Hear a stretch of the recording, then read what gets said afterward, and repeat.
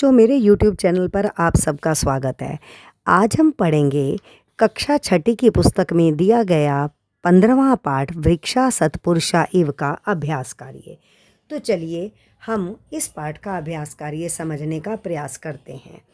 सबसे पहला प्रश्न है, पाठे लिखितानि सुभाषितानि सस्वर पठन्तु अवगच्छन्तु लिखन्तु स्मरन्तु च।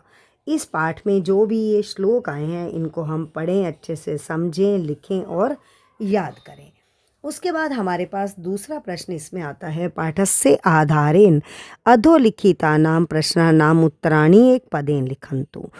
इस पाठ के आधार पर जो नीचे लिखे गए प्रश्न हैं उनके उत्तर हमें एक पद के अंदर देने हैं। तो यहाँ देखेंगे मैंने एक पद में उत्तर देने का प्रयास किया है। वृक्षा स्वयं कुत्र तिष्ठन्ति, वृक्ष स्वयं कहाँ रहते हैं। आतपे, आतपे का अर्थ है धूप में। उसके बाद है हमारे पास इसका अगला भाग, परोपकाराय का वहन्ति, परोपकार के लिए क्या बहती हैं। तो यहाँ हमने कहा है नद्य, नदियाँ।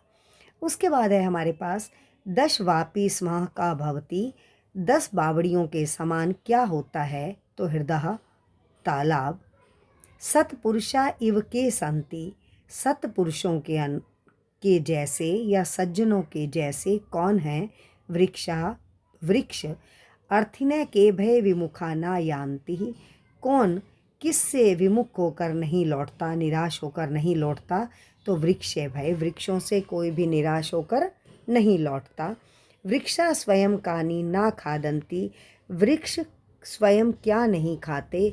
यहाँ दिया गया है फलानि, फल। तो इस प्रकार से ये हो गया हमारा दूसरा प्रश्न पूरा। अब हम चल रहे हैं प्रश्न नंबर 3 पर। प्रश्न नंबर 3 में आप देखेंगे लिखा गया है यहाँ पर, पाठस्य आधारेण अधोलिखितानां प्रश्नानां उत्तराणि पूर्णवाक्येन लिखन्तु। नीचे लिखे गए जो वाक्य हैं, प्रश्न हैं, उनके उत्तर पूरे वाक्य में लिखिए। देखो यहाँ मैंने कितनी आसानी से प्रयास किया है कि आपको याद करा दें। नद्य किम ना पिबन्ति, नदियाँ क्या नहीं पीती। किम, किम को हटाकर हम लिख देंगे जलम। तो बच्चों, अगर हम यहाँ पर जलम शब्द को याद रखते हैं, किम को हटाते हैं, तो हमें पूरा उत्तर अपने आप याद हो जाएगा। नद्य जलम ना पिबन्ति। वृक्षा असंभयम किम किम यच्छन्ति, वृक्ष हमें क्या क्या देते हैं। पुष्प पत्र फल छाया मूल वल कलानि च। अगर हमें वृक्ष ये चीज़ें देते हैं, हम इनको याद रख लें तो बाकी सारा प्रश्न में से ही लिखा जा सकता है। इदम शरीरम किमर्थम अस्ति, किमर्थम को हटाकर हमने लिख दिया परोपकार के लिए। इनका शरीर किसके लिए है, परोपकार के लिए। 10 पुत्रों के समान क्या होता है, एक है ध्रुमः भवति। केशाम विभूत्या परोपकाराय भवन्ति, केशाम किसका, तो यहाँ पर किसका जीवन परोपकार के लिए होता है, हमने लिख दिया सताम सज्जनों का। अन्यस्य छायाम के कुर्वन्ति, अब के की जगह आ गया है वृक्षः। इसी प्रकार से हम देखेंगे प्रश्न नंबर 4। प्रश्न नंबर 4 में मैंने यहाँ नंबरिंग कर दी है, क्योंकि इस नंबरिंग के अर्थ हम पिछली वीडियो में अर्थ समझ चुके हैं। फल अन्य अपि परार्थाय वृक्षा सत्पुरुषा इव, 10 हृदय स्म पुत्र डैश समो हृदय, 10 पुत्र है। डैश येषां वे विमुखा यान्ति न अर्थिनः सुजनस्य एव। डैश इदम शरीरे परोपकाराय इदम शरीरे स्वयं न खादन्ति फलानि ही वृक्षा परोपकाराय सताम विभूतः। ठीक है, अब ये हमने सारे के सारे अर्थ हमने पाठ में शब्दार्थ में हिंदी अनुवाद में समझ लिए। और इसके बाद हमारे पास है ये व्याकरण का काम। आप देखोगे व्याकरण के काम में यहाँ पर दिया गया जैसा उदाहरण है, उदाहरण अनुसारम अधोलिखितेषु वाक्येषु स्थूल अक्षर पदानां विभक्तिम निर्देशयन्तु। कहते हैं यहाँ पर ना बड़े अक्षरों में एक शब्द दिया गया है, ठीक है, हमें बताना है उसमें कौन सी विभक्ति है। आप देखोगे विभक्ति आपने याद की हुई है, बालक की, बालिका की, फल की, लता की, नदी की, मुनि की। जिन बच्चों को जो भी विभक्ति आती है 6ठी से 8वीं तक आप अच्छे से विभक्ति का काम याद करते हो।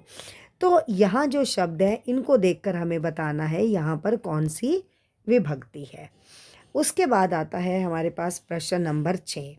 प्रश्न नंबर 6 में दिया गया है, जितने भी ये शब्द हैं इनका हमने यहाँ पर द्विवचन और बहुवचन लिखना है। जैसे यहाँ पर दिया गया था वृक्ष है तो इसका बना वृक्षौ वृक्षा। इसी तरह से मेघ है मेघौ मेघा। लेकिन हमें ये ध्यान रखना है कि अगर नपुंसक लिंग शब्द है, स्त्रीलिंग शब्द है, तो उसका जो विभक्ति रूप है वो हम किस प्रकार से बदलेंगे। अब हमारे पास है प्रश्न नंबर 7। अब प्रश्न नंबर 7 में आप देखोगे यहाँ पर कुछ शब्द दिए गए हैं, यहाँ भी दिए गए हैं। हमें इनको मिलाना है और वाक्य बना देना है। अब वाक्य में कुछ खास नहीं है, यहाँ केवल एक उदाहरण दिया गया है, वृक्ष शुद्धम वायु ददाति, वृक्ष शुद्ध वायु देते हैं। तो हम सारे के सारे शब्दों को मिलाकर इसी प्रकार बना दें। जैसे हमने कहा दूसरा वाक्य इसमें बनाया गौ। अब गाय क्या देती है तो दुग्धम ददाति। सूर्य क्या देता है प्रकाशय ददाति। नदी क्या देती है जलम ददाति। अग्नि क्या देती है तापम ददाति। शिक्षक क्या देता है विद्याम ददाति। इसके बाद हमारे पास आ रहा है प्रश्न नंबर 8। प्रश्न नंबर 8 में आप देखेंगे यहाँ लिखा हुआ है, अधोलिखितानां क्रियापदानां लट लकारे प्रथम पुरुषस्य रूपाणि लिखन्तु। यहाँ पर हमने लट लकार प्रथम पुरुष का रूप लिखना है। अब तिष्ठन्ति है तो क्या बना, तिष्ठति तिष्ठतय तिष्ठन्ति, फलन्ति फलति फलतः फलन्ति, यान्ति याति यातः यान्ति, पिबति पिबतः पिबन्ति, खादति खादतः खादन्ति। मैं आशा करती हूँ आपको ये पाठ अच्छे से समझ आ गया होगा। मेरे चैनल को लाइक करें, सब्सक्राइब करें। धन्यवाद बच्चों।